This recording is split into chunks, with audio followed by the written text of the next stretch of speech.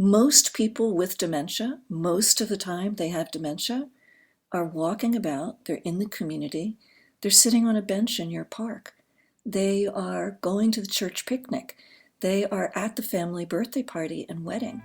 Can we not embrace them? Can we not make them feel fully part of what we're doing and welcome? And wouldn't you want that? Welcome to Zestful Aging, where I talk with fascinating, talented, and inspiring guests who reflect on the adventures and challenges of aging and who are living their lives with vibrance and purpose. I'm your host, Nicole Christina, psychotherapist, writer, and fellow Zestful Ager. I want to invite you to my brand new free webinar, Zestful Aging. Here's how you do it. You can sign up at NicoleChristina.com. And as always, I appreciate your feedback. Well, I have my Jack Russell Terrier Sparky right beside me and my coffee in my hand. So let's begin. Today we're speaking with Tia Powell, author of the brand new book, Dementia Reimagined. Despite being a physician and a bioethicist, she was not prepared to address the challenges she faced when her grandmother and then her mother were diagnosed with dementia, not to mention confronting the hard truth that her own odds aren't great. Dr. Powell's goal is to move the conversation away from an exclusive focus on cure, also elusive, to a genuine appreciation of care, what we can do for those who have dementia, and how to keep life meaningful and even joyful. Welcome to the show, Tia. Thanks so much. I'm happy to be here. Talk a little bit about how your book, Dementia Reimagined, came about. Like so many people, there is dementia in my family. So, it kind of arrives right in front of you and you can't very well ignore it. In my particular case, not only, I'm a physician, so obviously I learned about this in medical school and medical training. But what really got my attention was not that. It's that first my grandmother and then ultimately my mother both had dementia. And really having a front seat in looking at the illness and the consequences of it for these two important people in my family really made an impression on me. And I'll also say that after my mother died several years ago, my father had already died, and it's that moment when you're a middle-aged adult, and you lose your parents, which is not at all uncommon, when you start to think, oh my goodness, I must be the grown-up now. What am I doing here? How did that happen? So it made me think, what is the thing that I haven't done that would be important for me to do? I'm getting older. I appreciate that, mortality is in store for me one day. What's something that's important to me? And that really made me kind of face directly the question of dementia. What does psychiatry have to say about this? What does bioethics have to say about this? What do I think? And I hadn't really thought enough about it. So that really got me started on what would be a thing I could do here. What do I think would be helpful to me? Certainly, and I'm sure this is true for you too, I have so many friends and acquaintances where they're either themselves worried about dementia, or there's someone in their family, and they ask a lot of questions. And I realized, my training as a physician didn't really put me in a very good place to help them. So I began to think about what would be more helpful. And I'm not sure I'm there yet, but I'm trying to move in that direction. So what were you doing as your mom and grandmother were ill? You were seeing patients as a psychiatrist? What was your job prior to this? Right. I'm an academic physician, so I don't now actually have my own private practice in psychiatry, although I did then when my grandmother and my mother were ill. I had my own practice where I would see patients. I worked always in big hospitals, going around and seeing. I'm a consultation liaison psychiatrist by training, so I used to see patients in the hospital, in the regular medical hospital, either because they had psychiatric symptoms as a result of medical illness or a consequence, or they had major psychiatric illnesses but then would get breast cancer. So it might be, here's a person who's psychotic, we're trying to get her through a breast cancer treatment, how do you deal with that? Oh Or my here's a goodness. person who's had a major stroke and she's depressed. What do we do about that? So it was a very different kind of practice, but I've also been working in bioethics all through that time. So I would get called to do a consultation. We're not sure what's the right thing to do here, not about a technical issue, what drug to use, but more, what are we doing? How can we help this family? The physicians and the family are in disagreement about what's the right kind of direction for treatment. So all of those things together kind of, contributed to what I wanted to do. And I've always done a lot of teaching and thinking, so that's it. First of all, that's just incredibly fun, but it also gives you an opportunity to kind of pull together what you see in the real world, in the hospital or in your community, and think about what is it that, somebody who's learning about the health professions needs to know about this. What do I need to draw their attention to? How can I get them interested in the questions that remain unanswered? So it doesn't sound like you had, well, you can correct me if I'm wrong, but you hadn't gotten jaded. You hadn't necessarily felt stagnant in your career and were looking for some kind of meaning or purpose. No, I don't think so. I've had generally, I mean, I do like to do different things. I am, Mm. like one of those dogs that likes to sort of bounce around and like sort of running over here and running over You're a there. Jack Russell Terrier. Yeah, exactly. That's exactly right. A terrier is definitely part of my, my spirit animal, I would say. Well, I have one sitting right beside me, so I Well, know there all you about go. that. Right, So exactly. I see because as you know, oftentimes what will happen is middle age, post middle age, people get a little bit it gets a little stale, and then they're looking for the next project, and this presents itself. But it doesn't sound like that's how it happened for you. You were fully in your career. You were bouncing around doing interesting things, but then this really, literally landed on your doorstep. Yeah, and I think it was also, as I was saying, sort of the loss of my mother was created a natural moment for reflection. Like, is this time to take stock and think about, do we keep going the same direction, or would this be the time to have a sort of inflection in the career path? And I thought that it was time. Hmm. And so you started researching, or how does it start? What are the first steps? Because the history that you cover about how the US and the world have dealt with older folks is so detailed and so researched and so thorough and interesting. I mean, it's not like you just kind of fit that into your busy day. It sounds like you really had to drop some things and pursue this. That is true. And I didn't even start really with the history. I was able to do a couple of things. One is that since I teach, I was able to say, okay, let's do a course in dementia. That'll be 12 weeks. Each week will be a different topic or session. So, get busy, find 12 different things. So, you start with that and it gives you a little, you know, kick where it is needed to start Mm. reading, make yourself an organized program of study, start in with that. So that's kind of the first step. I'm a nerdy academic. That's the first step for a nerdy academic. And then I Hmm. also was able to apply for a really interesting fellowship. And for all your health professional colleagues, I really recommend that they check out the Health and Aging Policy Fellows. So Mm. they take you for a year, and you can do it in residence in Washington, D.C.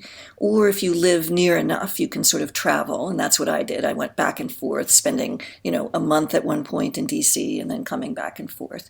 But they will take somebody who has their own expertise and then assign you to some branch of the federal government. So they assigned me to Health and Human Services, and I got to work for a really important piece of that called the National Alzheimer's Project Act. So basically, the government gets a free staffer with some expertise, and you get to see what's the government up to? What are they doing? What do they think about this? Where do they think the gaps are? Where are they really strong? So that also was kind of part of my education. So I did that for a year. And then it was really only after that that I thought, everybody keeps saying that dementia was sort of discovered really first at the turn of the 20th century and then again in the 1970s. So, okay, I'm sure that's true. Let me figure out how that happened. But I basically fell in love with the history part. And I just went down this rabbit hole. And I went through every issue of what was originally called the American Journal of Insanity. Yes, I saw that. It's just my wild. goodness. And Right. it just, you can't put it down. It is a total page turner. I mean, it's part of it is horrifying. The completely unquestioned, essentially racist stereotypes presented as straight up science. Like, why are Jews so anxious? Like, okay, okay. Like, it's just, you're reading how were people in the 19th century, and then throughout, how were they thinking about what, became dementia? How were they even thinking about mental illness? So I had to really, occasionally slap myself on the wrist saying, okay, that's not really about dementia, but, I would limit myself to one off-topic article per day. Most people are scrolling through Facebook, and you're scrolling through the American Journal of Insanity saying, just one more, and then I have to go to bed. Exactly. Well, and I also had a team every summer. Our Center for Bioethics takes in a small number of research assistants, and all of them got the bug too. I mean, they just went wild. These really bright college students running into me, going, "You're not gonna believe this," So that was really fun. So they got into it, and we would all be doing it and talking about it. I just, really just fascinating. Just for our audience, because I know your book is still in pre-order, am I right? Correct. Tia? Yeah, it comes out April 2nd. Okay, I just wanted to sort of give a few examples of, shackles, blistering, drowning. Do you wanna give any more examples of how people were treated who were showing either psychiatric symptoms or dementia symptoms? Yeah, it's really heartbreaking to read about it. I mean, part of the reason that I end up looking a lot at mental health is that everybody with mental health symptoms, including everybody with dementia, we're all kind of lumped together. Just, you are all the people, there's just something wrong with all of you. And it's really not interesting or important to figure out what that is. You're just wrong. And essentially, it was really hard to distinguish treatment from punishment. Everything that was done to punish people, punish felons, punish bad people, that's what was thought for the most part in the early years. That's what we should do to these people with mental health issues. You're yelling or you're sort of pointing in the air and looking at things we can't see. That's all wrong. And probably the thing to do would be to tie you up so you can't point. So you can't, or make it so no one can hear you yelling. And it just, I don't want to, we see things differently in part because of the contributions of those who came before. So I don't want to demonize the past, but man, it was tough to be different back then. Do you think that there's something about the human psyche and this idea of otherness and this fear, like we're going to put as much distance between who you are, what you're doing, and what I am, and I never want to be in that, in that camp. I mean, what leads somebody, even they didn't understand it. They didn't have, the electron microscopes. They didn't have all of, what we have now, but why go punitive?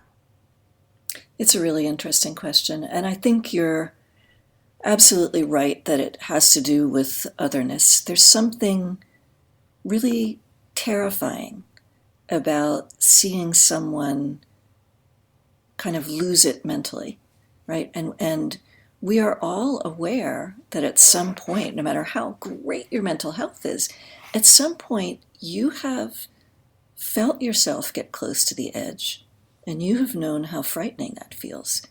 So if you look at someone who, from your point of view, is well over the edge, you think, oh, that could be me. I don't want to think about that. Let's like that. We just have to like get that person out from view. We got to really like shut that down right now. So I think it is because we're frightened. And, unfortunately, I don't think that response is limited to the 1600s. We see it today, absolutely. We see somebody who's frightening, or actually, we don't really see them. We kind of think we know about people who are different. If you really look at any human being, for the most part, you'll see how like yourself they are. And I don't know if that will make you comforted or not, but, when we demonize someone from a different faith or somebody from a different sexual orientation or whatever it is, a different country, we're sort of pretending they're completely different from us. It's just not accurate. It's something that we do because we're frightened. And I don't know what that does for us. I wish I could solve that. I'm unlikely to be able to do that. But man is at a problem. And when obviously that affects us in the larger societal realm. But when you look at it in the context of health, well, that's something maybe we can do something about. That's not helpful. Punishment is not treatment. And really kind of catching hold of that message has taken a long time to get through. And in some sense, we're still working on that. I mean, we have made huge strides. We certainly don't blister people's skin or beat them, as part of an official medical regimen anymore. But we do hide people away. And we do use chemical restraints. We do sedate people who are calling out, who are agitated with dementia. And maybe sometime that's the last resort, that's all that's left. But why do we start with that? Why don't we start with, and some people are trying to figure out, what else could you do? Maybe they're in pain. Maybe they're frightened. How else could I reach out to somebody? What would not be starting with punishment? What would be starting with, wow, you're a person just like me, and I see your suffering. So let me think with you. Let me look at you, gaze at you, and figure out, what could I do? Is there something in my power that would make you feel better? Let me know you. Yeah. So what would you like to see? If you could sort of wave a magic wand and change the way we treat our people with a dementia diagnosis, what would it look like? I love that question. I think that's really sort of the core of my book. Let's get out the magic wand. Where can we go with it first? Where will we go with it next?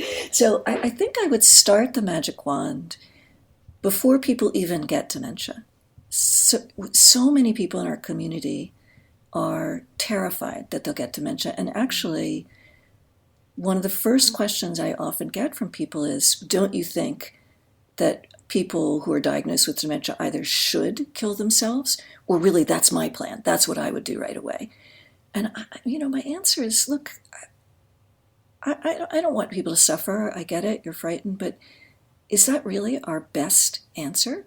Is that the best thing we can do for you? You're right, you're broken, get out of here. That sounds like some historical solutions we don't want to go back to. Exactly. I mean, is that really the best we can do as a society with our level of knowledge and resources? I mean, if somebody wants to do that, as a psychiatrist, I'm always saddened by suicide, but I also appreciate, listen, that's been around since the beginning of mankind, and some people will do that. What I would like is to have there be better alternatives. Let's see if there's something worth it that makes you genuinely want to stay around. So I don't want people, when they hear the word dementia, to think about, that's the worst thing in the world, I just don't want to go there. I'd like us to again, if you gaze fully at dementia, first of all, people picture the end stage. They picture somebody mute and unable to move and in bed. And that may be the way dementia ends, but dementia takes 10, 12 years. Most people with dementia, most of the time they have dementia, are walking about, they're in the community, they're sitting on a bench in your park, they are going to the church picnic, They are at the family birthday party and wedding. Can we not embrace them? Can we not make them feel fully part of what we're doing and welcome? And wouldn't you want that? If you were sort of if you can imagine yourself at the very beginning of dementia, you're sort of beyond the regular middle age. Ooh, I know that person. I cannot remember her name. Take it one step further. Like everybody is a little bit like that. Is that my cousin? Is that my daughter? Is that my, whoever? Everybody's a little bit like, looks familiar, can't quite place you.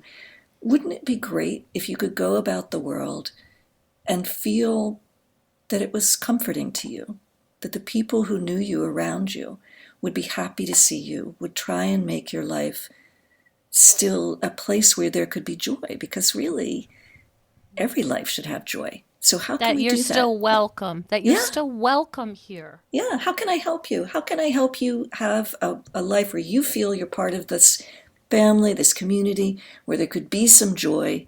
And couldn't we do that? Now, I have to say, when looking at the title of my book, all this stuff about building a life of joy and dignity, there are people who look at me like I have really lost my mind. Do you know what?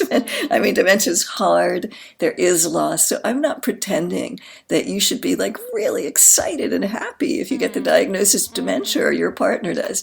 It is hard. It's absolutely tough. And I in no way want to beat up on caregivers and say it's not enough. All the work that you do, you should also be happy about it. I'm not saying that at all.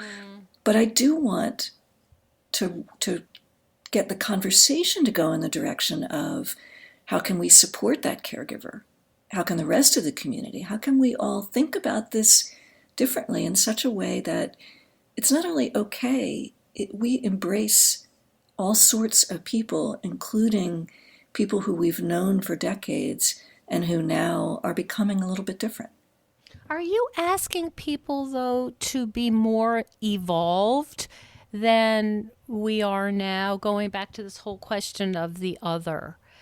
It seems like what you're asking is for us to address our own fear and somehow tolerate that discomfort and say, yes, I'm afraid of getting a diagnosis of dementia, but I can still be here with this person in an open and giving way. I think you're right. Yeah. I mean, I think that what I am asking for is to have people confront their fears about aging, about disability, about not being as smart as you used to be. And I'm like a total snob about being smart. I, loved school, so I'm not saying, oh yeah, like I'm totally unattached to my cognitive skills. It's not like I'm a medical school professor. Oh wait, I am. Right. So it's not like I find that so easy. But I think there are a lot of people that are encouraging people to confront their thoughts about death. So we have like death cafes, Oh, it's yes. so interesting. So yes, I think it falls in that general camp that if you take the example of a scary movie, what's super scary is the stuff you can't see, like the bad guy hiding behind the door and like the innocent character sort of wandering into the house and she can't see him. So I want you to look at dementia. I want us to really understand what it is, to think about it, even to try it on for size. Think about what you would want if you go that direction, and a lot of us will. So, what would your home need to look like? How would you change that? What community would be supportive of you? How can you make some changes that would make you live happily with dementia? And how can we help our other family members, ourselves, and just people generally? Because, man, it's going to be a lot of us.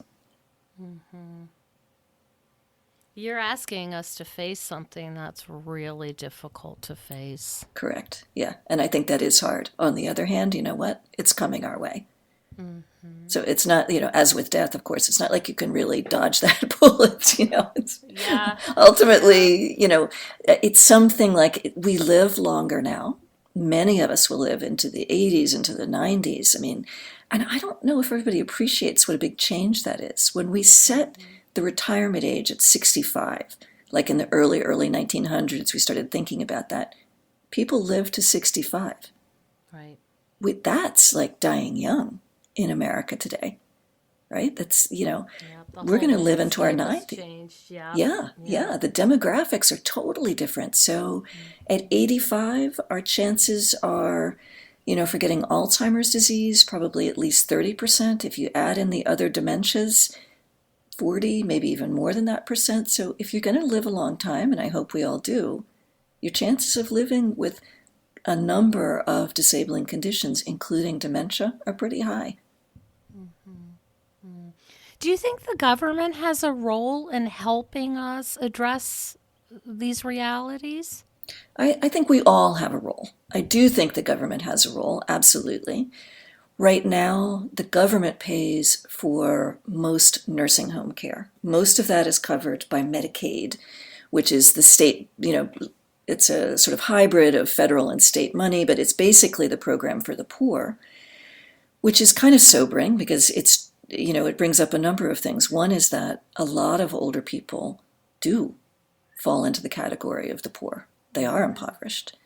And that's a very complicated set of issues. But it's also true that paying for full tilt dementia care is beyond the budget of most Americans. If you really need full-time paid care, if you are in the late stages of dementia, you're probably not going to be able to stay at home, or you may not be.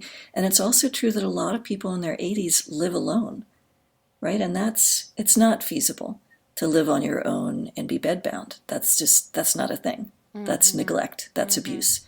So we got to figure out something to do. And I don't think that, you can qualify for Medicaid, but states are cutting back on Medicaid. It's expensive. Nursing home care is expensive. So I think that the whole nation has to figure out this is going to be millions of people. We don't want this to be just a horrible misery. I think it's going to take a lot of policy, a lot of thinking about prudent use of funds. So I do think the government plays a role. Meanwhile, it's not like it's only the government now, or it ever will be only the government. Most care for most people with dementia is provided at home, and the majority of it is unpaid family members. So we're already doing that. I mean, families are totally maxed out. So it's not like it's never occurred to families like, oh, I should do something without government support. I mean, they're that is happening, man. That is really already pretty much to the max. And you experience that yourself, caring for, Absolutely. yeah. Absolutely. I mean, I will say I was never a full-time caregiver for either my mother or my grandmother. My hat is off to the many, many people across the country today who are doing that. Throughout that time, I worked. I was a professional working long hours. I had kids in there.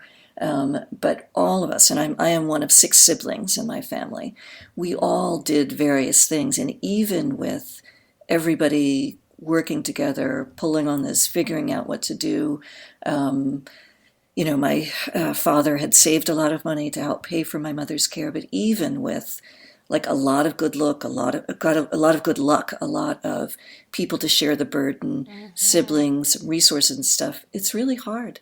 It's really hard to figure out how to support somebody and what will benefit her. What does she want?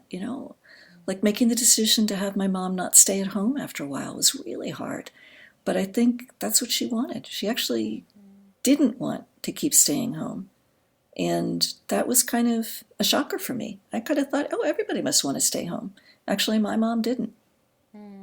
She wanted to go to assisted living. So Could you tell our listeners the story of the pacemaker? I think that's such a great example of how even when you're a physician and even when you have the support, it's so complicated. it's really tough. I mean, that for me was also a turning point in the way I thought about dementia. So my mom was living in a nursing home and when she moved in, she had pretty moderate and ultimately severe dementia.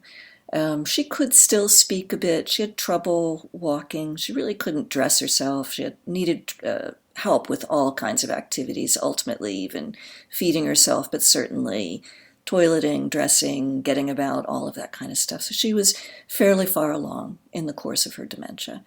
And she developed these funny kind of spells where she would sort of sit in her chair.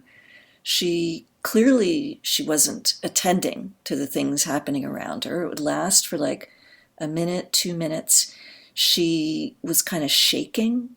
She couldn't speak. You couldn't get her to look at you or anything. So that was kind of terrifying. What's that? Is that a seizure? Is it some kind of heart attack? Is it, who knew what? So lots of trips to the emergency room, back and forth. Nobody could figure it out. And then on one of them, really when they had sort of checked her out and were getting ready to send her back, somebody had left a heart monitor on, and they looked at it and they caught examples of what's called heart block. So your heart is basically an electrical gadget, and it needs electrical conduction to tell the heart basically to go, beat, dummy. And, it has to get this like signal going, beat. Okay, beat again, keep beating. And if you look at the electrical tracing of what's up with the heart, you can see, oh, whoa, this one's not working. There's a big pause there, and it's not coming out right. That's not okay. That's not a regular rhythm, and this is not going anywhere good. This is not compatible with life. When the pauses are getting prolonged and severe, you can obviously tell. Bad things happen, Yeah, that's not good. You don't want that. So that's what pacemakers do. Pacemakers are a little piece of hardware. You take it in, you install it, it kind of nestles down next to somebody's heart, and it takes over that normal biological function of saying, beat, dummy, beat again, beat, and this rhythm. Beat nice and smooth, boom, boom, boom, boom, great. So that's what the pacemaker does. And the cardiologist came in and said, this is fantastic. We've solved it. This is great. We're going to give your mom a pacemaker. Well, so as it happens, my mother's mother had dementia. My mother's mother also had 6 kids. And this was a long time ago, back in, I guess, the 80s. And she got a pacemaker. And all 6 of her children totally regretted agreeing to that. It was the worst decision they ever made. They felt terrible. What it meant is that my grandmother lived to the very, very end of her dementia, pretty miserably. Mm-hmm. So my mother's feeling, and that of all of her siblings, was, don't do that to me. If I see a way out of this, if I get dementia especially, and somebody tells me, well, you also have X, you also have heart block, you also have cancer, you also have something else, let's go with something else. It takes a long time to die of dementia, and you will die of it. It's a fatal illness, and it's not a particularly great way to go. So we had a huge debate, And your mom had been clear. Totally clear. She did not want to Don't go do it. like her mom did. Exactly. She was articulate about that, and you knew that going in. And at the same time, I don't know, I'm from a big family. Those of you from big families will recognize we're never on the same page at the same time. Got lots of opinions. And among my siblings, there were those who thought, yeah, but she's not saying no now. She doesn't remember that. She looks pretty comfortable. It's such a small procedure. What's the big deal? You can do it. And my mother had also appointed me as her healthcare proxy. So I thought, this really bothers me, this thing with the pacer. A lot of cardiologists say, and by the way, the consensus guidance documents in cardiology now say, don't do this. But they used to say, and by the way, once we put it in, we can never stop it. So that's where we were.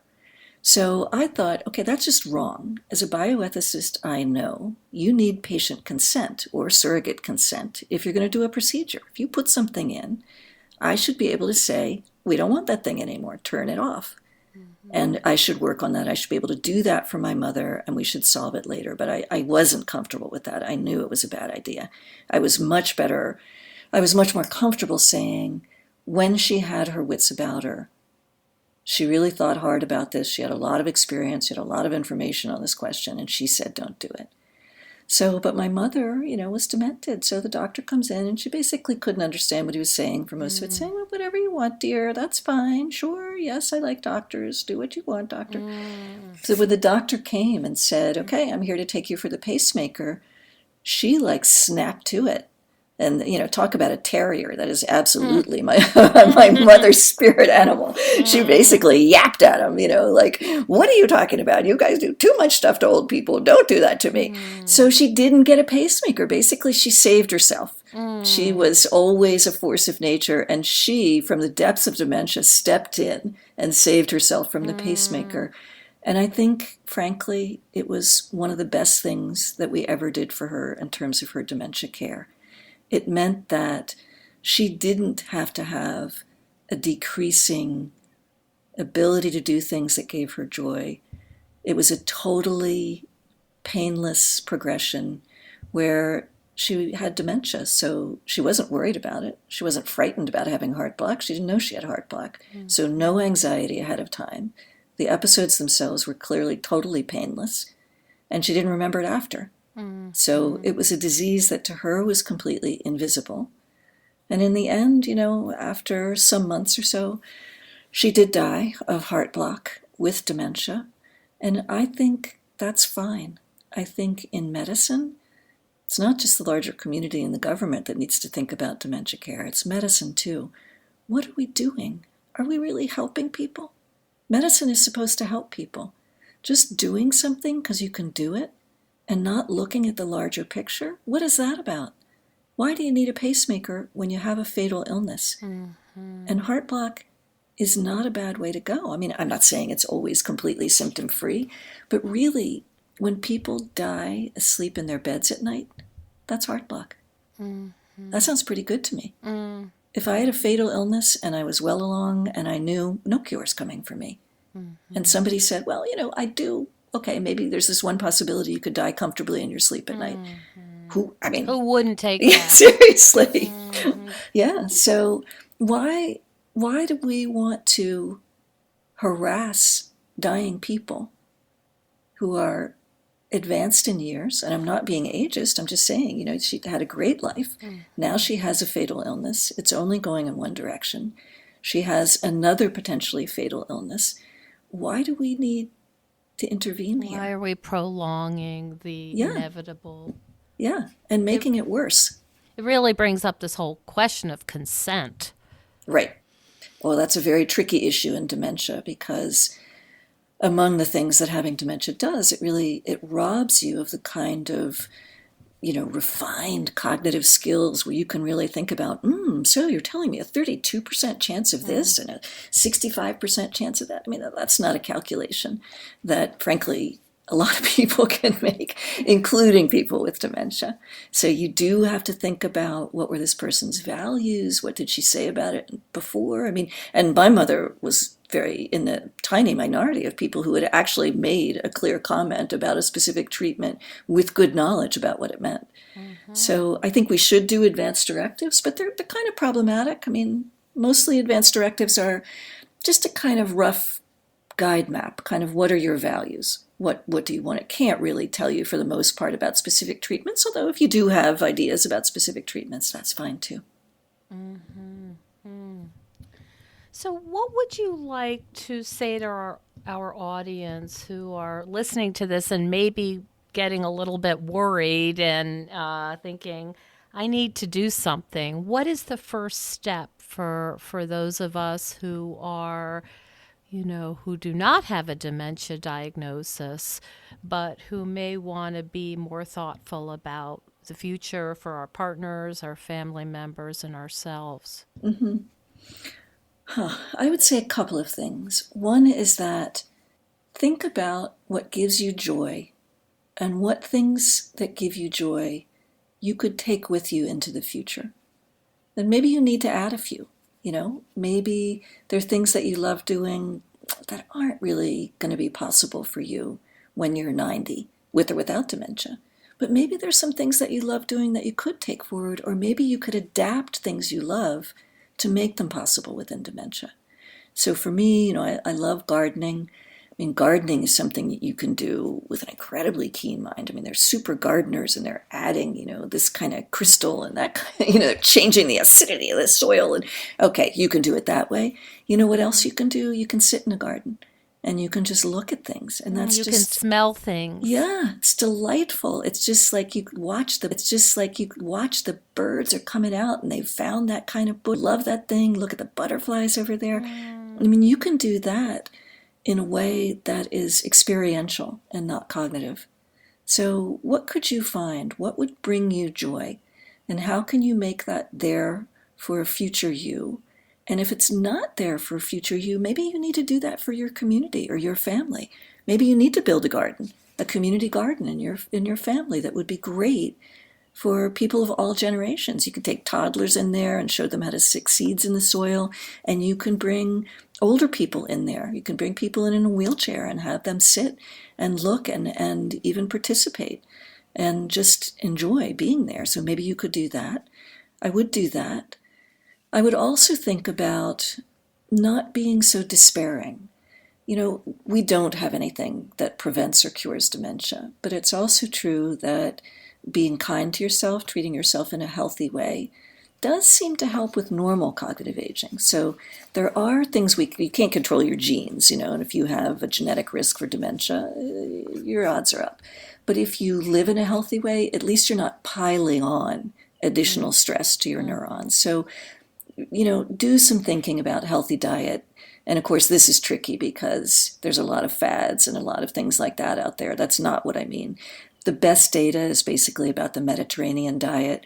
And frankly, it's mostly stuff your grandmother probably would have told you. Eat your fruits and vegetables. Fish is probably better than meat. Some meats are better than others. And think about being active. Get up and go for a walk. Be out in the world. Get a dog. If you have a dog, your dog will walk you. And people will stop and talk and pat your dog, and they'll talk to you. So think about what you can do to be healthier. And in fact, in terms of saying, the other thing I would say is there are a lot of tests and things available. I personally don't recommend it. I don't think the information is that helpful. I mean, as an example, you could get tested for the ApoE4 gene, right? It's one of these risk factors for later old age onset dementia. And it'll tell if you have 2 copies of that gene, one from your mom and one from your dad, definitely your risk is higher. However, there's some stuff you should know about that. One, if you have a family history of dementia like I do, I can tell you right now your risk is higher. I can give me the money for the test. Seriously, send me a check. I can tell you right now. Right. So the other thing is that the majority of people who have dementia are not positive for that gene. So if the test is negative, guess what you've learned? 0. I mean, you can learn that your risk is higher, and that will tell you, you know what, you should have a healthy lifestyle. Again, I can tell you that right now. Goes all back to the same, directive, Yeah. So, I mean, I guess the original title for my book, with the subtitle, was Try a Little Tenderness. And I switched away from that because I didn't want to make it sound like all these caregivers and people like that had not thought of trying a little tenderness. Yes. But I really meant it towards yourself. Take good care of yourself and think about being tender toward a future self that's not doing so well, that has dementia. How could you be kind to that person? You're talking about self-compassion. Yes, exactly. And I think if you start there, it will be good for you, but it will also, frankly, I think, make you a better person. I think it will help you think about other people.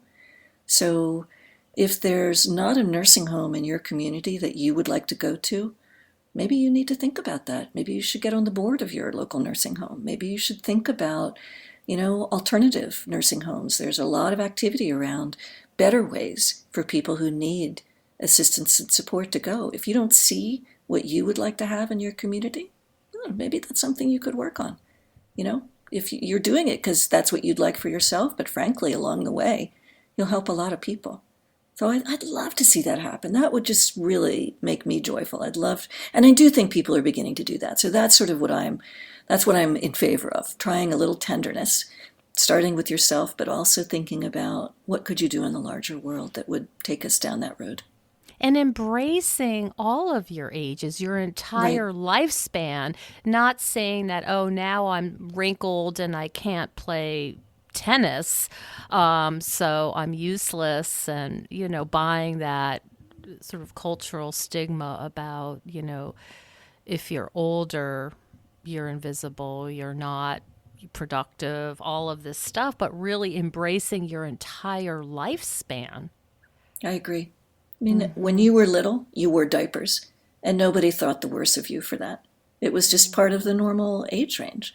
And I think if we looked at, the sort of horrible, embarrassing specter of being incontinent in old age, if we looked at it as yeah, so what? We'd probably, first of all, have better diapers and better, sort of more invisible, more attractive, easier to use stuff so that people who are incontinent wouldn't feel like, oh my God, this is the worst thing that ever happened to me. Let's get on the engineering side of that. Let's think about what we need, because you know what? It's a thing that happens. It just happens. It doesn't mean you're a valueless person. It doesn't mean you're, repugnant, any more than it does with toddlers. Toddlers are adorable. And okay, maybe toddlers are more adorable than the elderly. I'm heading in the elderly direction. I'm pretty sure that I was cuter at 2 than I will be at 92. So Depends on who's looking. That's true. That's true.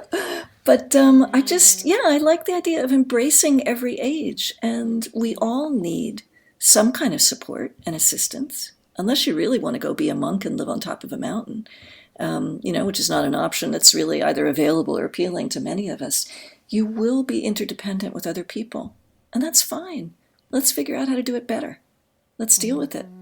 So I like your idea about embracing all of the ages and figuring out what it means to live well in that particular span of life. Boy, this is so much food for thought, and I think our listeners will really benefit from, wow, this is so different. I think about your idea of being in the garden with the butterfly bush and smelling, and how it could not be more different than being in shackles or being, Yeah. ostracized or condemned or punished. I mean, what a beautiful visual that is. Thank you so much for your time today, Tia, and talking about this book. Where can people find Dementia Reimagined? Lots of places. It's certainly on Amazon, which is fine, but all of the other major booksellers will have it. You can certainly order it online. It is released on April 2nd. You can order it now, but it'll be shipped in a couple of weeks if you do that. And if you just Google Tia Powell and Dementia Reimagined, you should be able to get right there. At least I hope you can. Yes. Thank you so much. It's a fascinating discussion with you today. Thank you. It's really been fun talking with you. Thank you so much for joining us on Zestful Aging. If you like the podcast, please share with some of your friends. I love to hear from my listeners. Send me an email at NicoleChristina.com. And please consider becoming a patron of the show. You will get access to exclusive bonuses, and you will be part of the Zestful Aging community. Keep us going strong. Go to patreon.com/zestfulaging. See you next time for another episode of Zestful Aging.